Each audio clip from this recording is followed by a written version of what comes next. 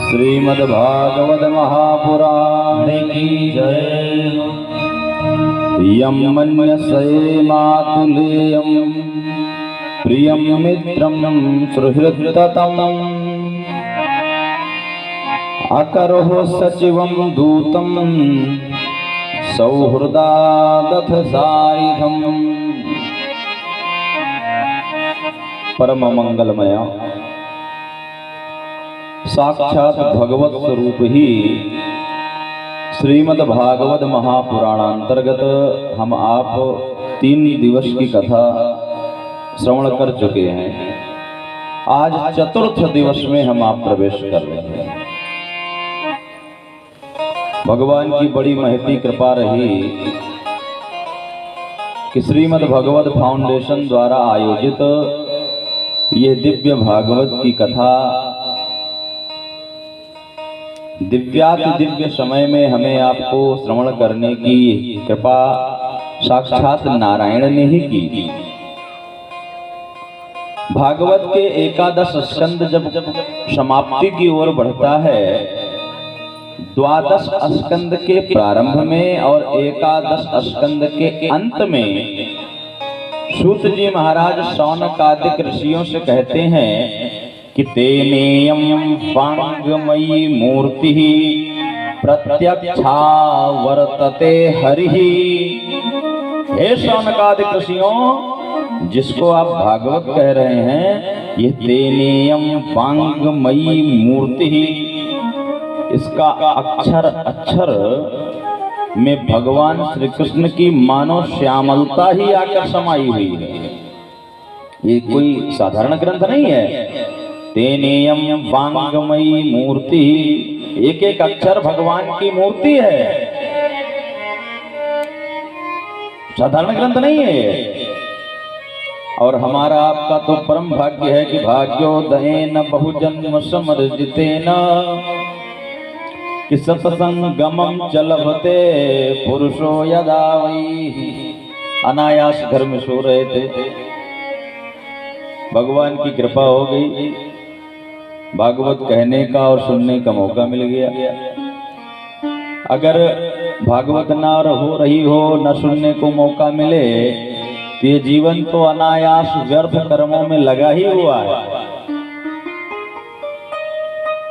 नाखून से लेकर पैर के और चोटी तक शिखा तक हर व्यक्ति के शरीर में अवगुण ही अवगुण है। उसमें से जो कार्य, जो समय, जो सेवा भगवत सेवा में परिणित हो जाए, वही तो सार्थक है। बाकी तो हम मैं अपराधी जन्म का नख शिख भरा विकार। लेकिन यहीं पर बात खत्म नहीं हुई। तुम दाता दुख भंजना और मेरी करहूं उबार। हम तो भिखारी पैदा ही हुए, मैं तो अपराधी पैदा ही हुआ हूं, लेकिन तुम्हारी भी तो कोई ड्यूटी है? अरे कृपा की जन होती आदत तुम्हारी, तो सुनी ही रहती है अदालत तुम्हारी। कौन आता आपके पास भाई?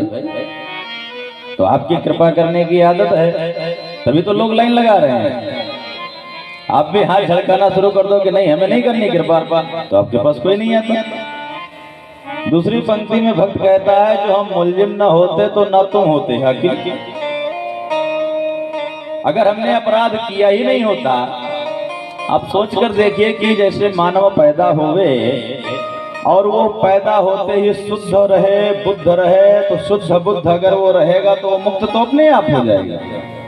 तो उसको ये भजन सत्संग करना ही क्यों पड़ेगा? जब उसका आचार विचार से शुद्ध ही रहे, बुद्धि भगवान की कृपा से मिल जावे, तो ये इतना धाम करने की आवश्यकता क्यों पड़े? हम इतनी मेहनत कर ही इसीलिए रहे हैं कि हम ना शुद्ध हैं, ना हमारा आचार विचार व्यवहार को शुद्ध ही नहीं है और बुद्धि है नहीं। अगर बुद्धि होती तो हमें जानकारी होती कि महाराज हम पैदा क्यों हुए हैं। हम रिश्तेदारी में भी जाते हैं महाराज, तो कोई ना कोई कारण होता है, शादी है, विवाह है, बर्थडे है, जन्मदिन है, कोई ना कोई हेतु होता है। ये बहुत दिन हो गया है, इतना बड़ा समय का 100 वर्षों का ये शरीर मिला, कोई तो हेतु होगा, भगवान ने शरीर दिया 100 वर्षों के लिए। खैर गारंटी कार्ड तो किसी के पास नहीं कि 100 वर्ष ही जिंदा रहना है, लेकिन अलॉटमेंट तो 100 वर्ष का ही हुआ है। प्रारब्धानुसार जैसा हमारा जो कर्म होगा वैसा हमको उतनी उम्र पर निर्धारण हमारा हो जाएगा। कल के कथा प्रसंग में हम आप श्रवण कर रहे थे कि कुंती मैया कहती हैं, वहीं से सीधा जोड़ें आपको, आपकी कड़ी अगर इधर उधर गड़बड़ा गई तो भागवत 7 दिन सुनेंगे, गाना खूब गाएंगे और समझ में कुछ नहीं आएगा। और कड़ी अगर आपकी बरकरार है तो 7 दिन कथा सुने तो अक्षरशः वो आपके हृदय में बैठ जावे, और दूसरा व्यास जैसे ही आपको भटकावे तुरंत आपको बात समझ में आ जावे। कुंती मैया ने कल के कथा प्रसंग में माधव से कहा, कल ही पर सीधे पहुंचते हैं। कुंती मैया ने माधव से कहा कि अगर समस्या रहने पर ही अगर आप हमारे साथ रहते हैं तो हे माधव, मैं आपसे वरदान मांगती हूं कि ये समस्या ही हमारे जीवन से न खत्म हो। तो क्या माधव ने उनको वो समस्या का वरदान दिया? अरे देते कैसे, था ही नहीं उनके पल्ले। जो आनंद सिंधु सुख राशि, जो आनंद के सागर हैं, आनंद के नदी नहीं कहा, सिंधु समुद्र है आनंद के, सुख राशि सुखों के खान हैं। ऐसे माधव से कह रही हैं कि हमको विपत्ति दी तो कहां से दे देंगे, है ही नहीं उनके पास। तो जब थी ही नहीं, अब आप सोच कर देखिए कि कुंती ने विपत्ति माधव से मांगी तो क्या विपत्ति माधव ने दी? नहीं दिया। बदले में स्वयं ही कुंती के पास रुक गए माधव कि बुआ जी, जो आप सामान मांग रही हैं वो तो है नहीं मेरे पास, तो हम ही रुक जा रहे हैं आपके पास। जो आनंद सिंधु सुख राशि, जो आनंद सिंधु सुख राशि, जो आनंद सिंधु सुख राशि, जो आनंद सिंधु सुख राशि, कर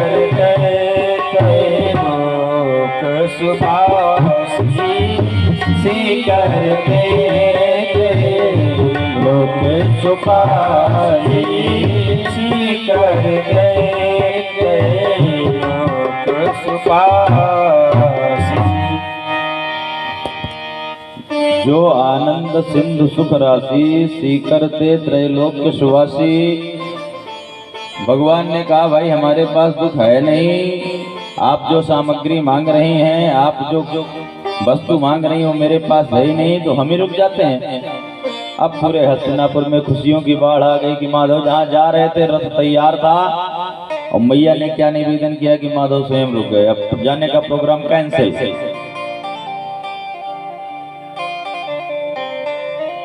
माधव रुक तो गए। माधव ने हर व्यक्ति को अलग अलग समझाने का प्रयास किया।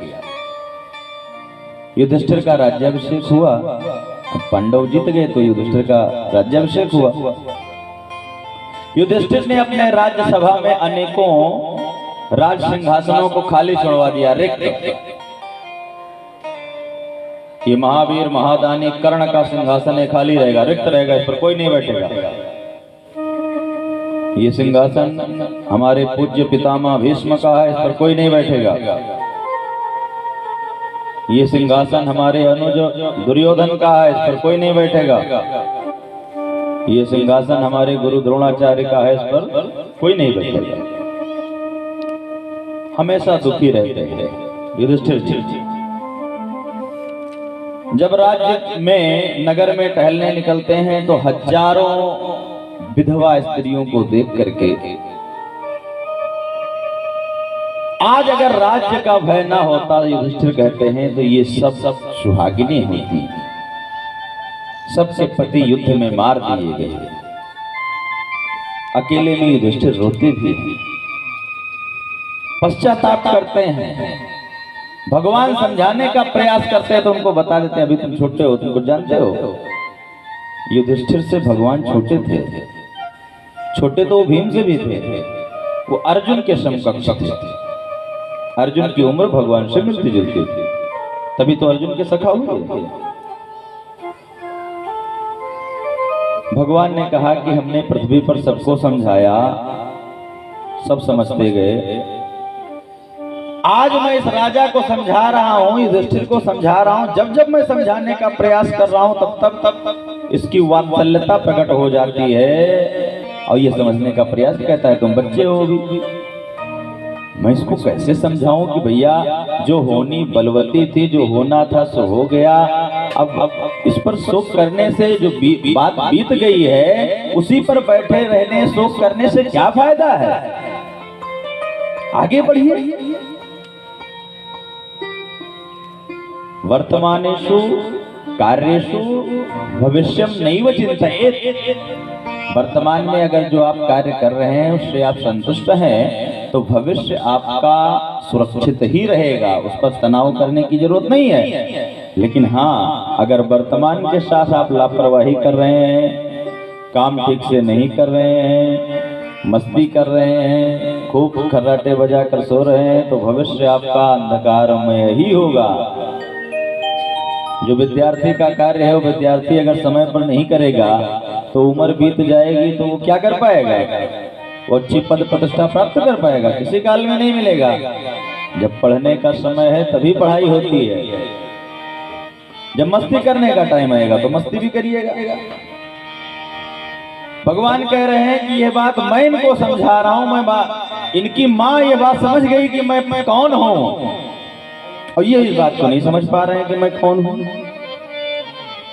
जब मैं कहता हूं कि भैया, तब ये कहते हैं तुम अभी छोटे हो, तुमको जानते हो। अब मैं इनको कैसे समझाऊं कि ये सब नहीं करना चाहिए आपको, शोक करने से राष्ट्र का नुकसान होगा। एक राजा ही हमेशा शोकग्रस्त रहे तो राष्ट्र का कल्याण कैसे होगा, राष्ट्र आगे कैसे बढ़ेगा। यही कथा जो आप श्रवण कर रहे हैं, कोई 60-70 साल का व्यक्ति सुना रहा होता, बड़ी बड़ी दाढ़ी, बड़े बड़े बाल होते और बड़ा जटाधारी सूत्रधारी सुना रहा होता तो आपको थोड़ा ढंग से समझ में आती। तो अभी तो कह देंगे लोग कि महाराज जी की अभी उम्र ही क्या है, ये क्या समझाएंगे हमको। तो भगवान ने कहा कि भाई इनको किसी जटाधारी के पास ले चलना चाहिए, किसी उम्र वाले के पास ले चलना चाहिए, तभी ये समझ पाएंगे, ऐसे थोड़ी समझ पाएंगे। तो अब तो कोई कुल खानदान में बचा नहीं है। हाँ, भगवान को याद आया अभी भीष्म जी हैं, दक्षिणायन चल रहा था, अर्जुन ने बाणों से उनके शरीर को छलनी तो कर दिया लेकिन उन्होंने अपने प्राण को त्यागा नहीं है। इसलिए प्राण नहीं त्यागा कि सूर्य अभी दक्षिणायन है। सूर्य दक्षिणायन होने की वजह से उन्होंने प्राण त्यागे नहीं, वो सूर्य उत्तरायण होने का इंतजार कर रहे हैं। जैसे ही सूर्य उत्तरायण होगा हम प्राण त्याग देंगे। उत्तरायण तो सूर्य वैसे भी हो चुका था, भगवान उत्तरा के गर्भ में जाकर वापस आ चुके थे। तो अयन मतलब होता है पेट, गर्भ, और उत्तरा के अयन में जाकर माधव जैसे ही गए तो उत्तरायन तो भगवान पहले ही हो चुके, लेकिन सूर्य भी मकर राशि में प्रवेश कर ही गया।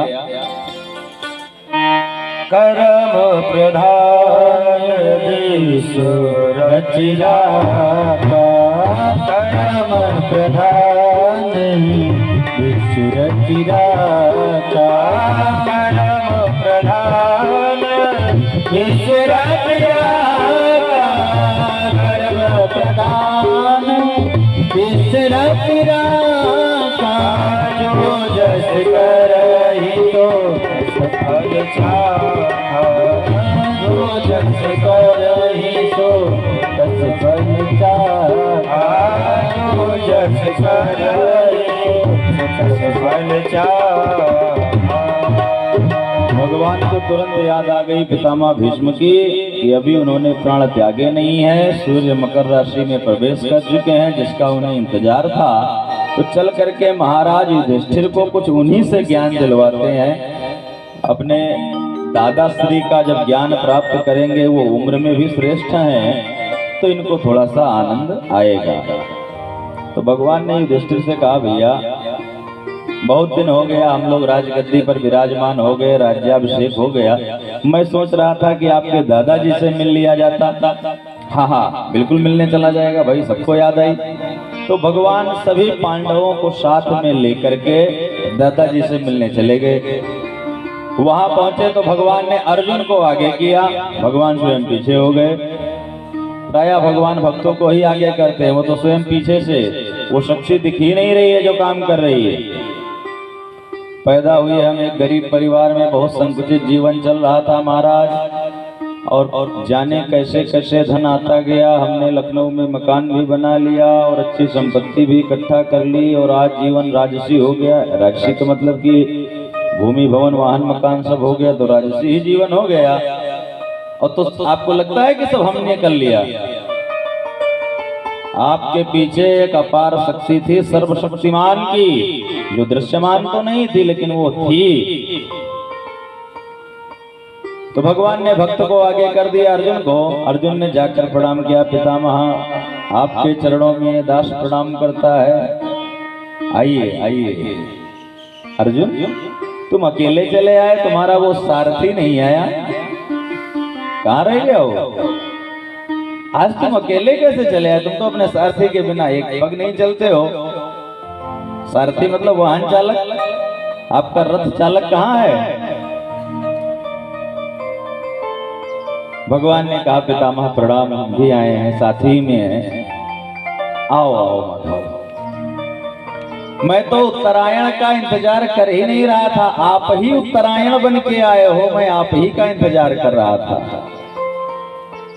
आज मेरी है तपस्या पूर्ण हुई, भीष्म कहते हैं आज मेरी तपस्या पूर्ण हुई कि यह मृत्यु का समय, देहांत काले तुम सामने हो, मुरली बजाते मन को लुभाते। सब प्राणी यही सोचता है, लेकिन होता किसी के साथ नहीं है। लेकिन आज हमको लग रहा है कि ये होने वाला है हमारे साथ। मैं तो आप ही का इंतजार कर रहा था, आपने थोड़ी देर कर दी वैसे आने में। भीष्म जी ने युधिष्ठिर के सामने 12 श्लोकों में भगवान की बहुत सुंदर स्तुति पुष्पताग्रह छंद में की।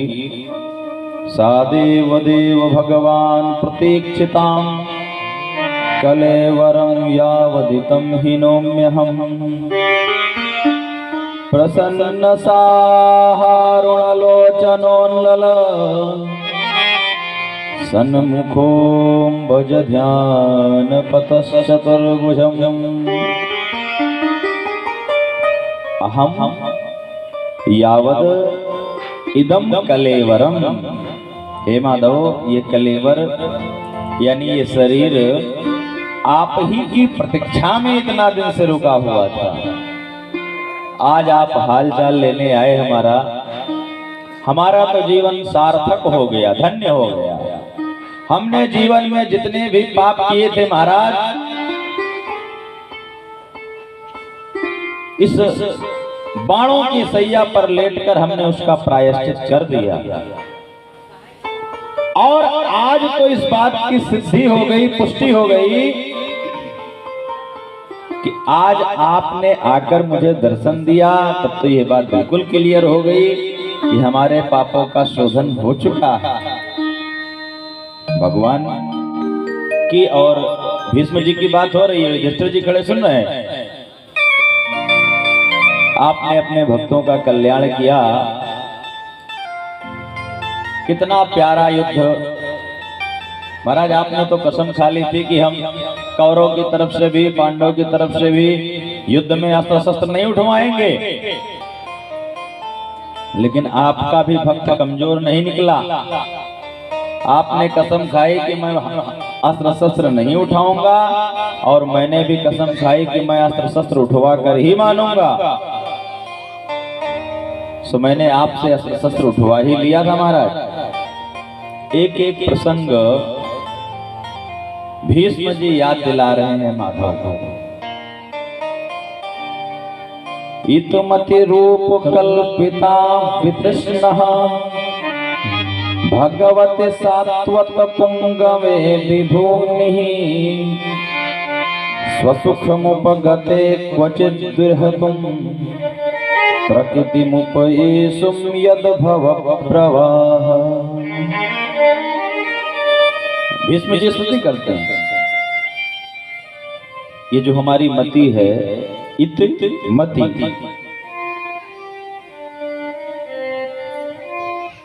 इसको मैं बार बार वर्णन करना चाहा कि किसी को मैं इसको ब्याह दूं,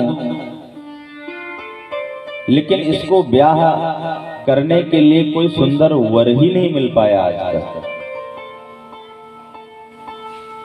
आज लग रहा है कि वो सुंदर वर मिल ही गया है। आप जो दिख गए, आपको देखकर लग रहा है कि यह मति आपके ही योग्य है। भगवान ने कहा कि आपने ये कैसे सोच लिया कि वो हमारे योग्य है।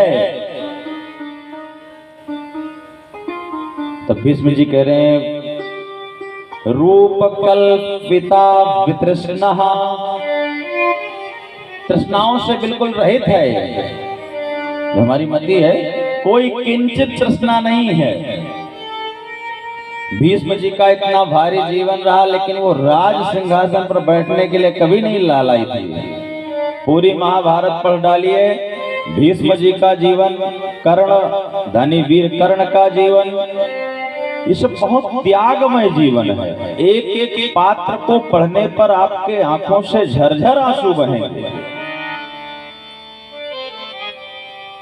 भीष्म जी के पिता महाराज शांतनु ने भीष्म जी को जब आशीर्वाद दिया कि मैं तुम्हें इच्छा मृत्यु का वरदान देता हूँ, यानी जब तक आपकी इच्छा नहीं होगी तब तक आपकी मृत्यु नहीं हो सकती है, उसी समय शांतनु को भीष्म जी ने भी वचन दे दिया कि महाराज इस हस्तिनापुर राज सिंहासन पर जो कोई बैठेगा, मैं सब में आपका ही चेहरा देख करके मैं उसकी सेवा केवल करूंगा।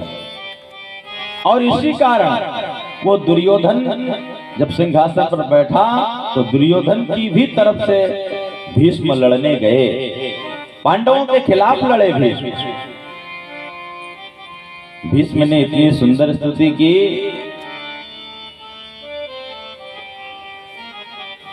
भगवान ने कहा कि हे भक्त, तुम्हारे जैसे भक्त पृथ्वी पर बार बार नहीं आते।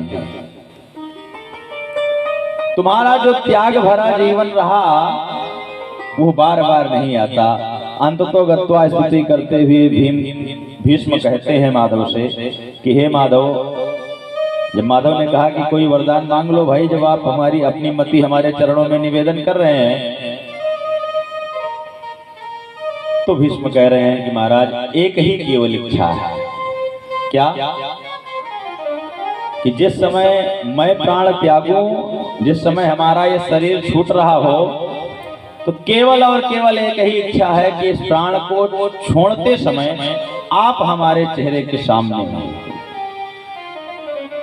भगवान थोड़ा संकोच करने लगे कि जो भैया 2, 4, 5 महीने से इंतजार कर रहा हो शरीर छोड़ने के लिए, तो वो अगर वो शरीर